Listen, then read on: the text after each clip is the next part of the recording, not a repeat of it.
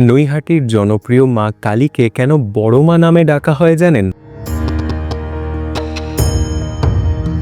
কথিত আছে ভবেশ চক্রবর্তী নামে এক যুবক একবার নবদ্বীপে ভাঙা রাস দেখতে যান। সেখানকার বড় বড় মূর্তি দেখে অবাক হয়ে পড়েন তিনি। নৈহাটিতে ফিরে বিশাল আকৃতির কালী মূর্তি গড়ানোর পরিকল্পনা করেন। সেই মতো গড়ে ওঠে প্রায় 21 ফিট উচ্চতার কালী প্রতিমা। ভবেশ চক্রবর্তী স্থাপন করেন বলে তা ভবেশ কালী নামে পরিচিত হয়। ধীরে ধীরে কালীর জনপ্রিয়তা বৃদ্ধি পাওয়ার সাথে এই কালী পুজো জনসাধারণের জন্য উন্মুক্ত করে দেওয়া হয়। বিশাল আকৃতি হওয়ার কারণে তিনি জনপ্রিয় হয়ে ওঠেন বড়মা নামে। বড়মার স্থায়ী মন্দির থাকলেও আগে যেখানে রক্ষাকালী পুজো হতো সেখানেই প্রতি বছর মৃন্ময়ী রূপে প্রতিষ্ঠা করে দেবীর পুজো হয়। কোজাগরী লক্ষ্মী পুজোয় হয় তার খুঁটি পুজো। সর্বজনীন হলেও কারো থেকে চাঁদা নেওয়া হয় না। দেবীর গয়না, ভোগ আর পুজোর সামগ্রীর খরচ বহন করেন সাধারণ ভক্তরা। বড়মার পুজো শুরু না হলে নৈহাটির কোনো পুজো শুরু হয় না। একইভাবে বড়মার বিসর্জন না হওয়া পর্যন্ত নৈহাটির কোনো কালী মূর্তির বিসর্জন করা হয় না। হবে কি করে?